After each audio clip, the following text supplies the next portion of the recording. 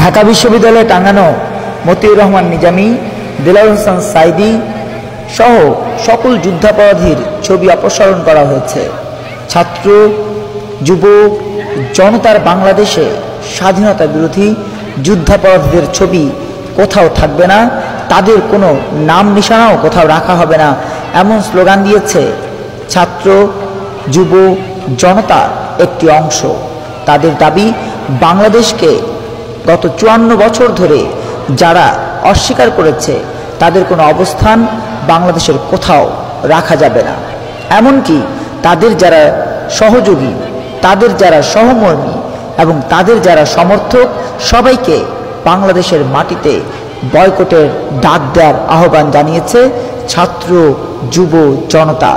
তাদের কথা, বাংলাদেশকে বাঁচাতে হলে অবশ্যই স্বাধীনতা বিরোধীদেরকে দেশে কোনোভাবেই অবস্থান তৈরি করতে দেওয়া যাবে না।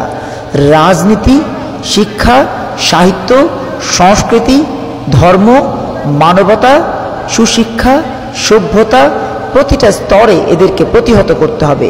বিজয় বাংলাদেশ।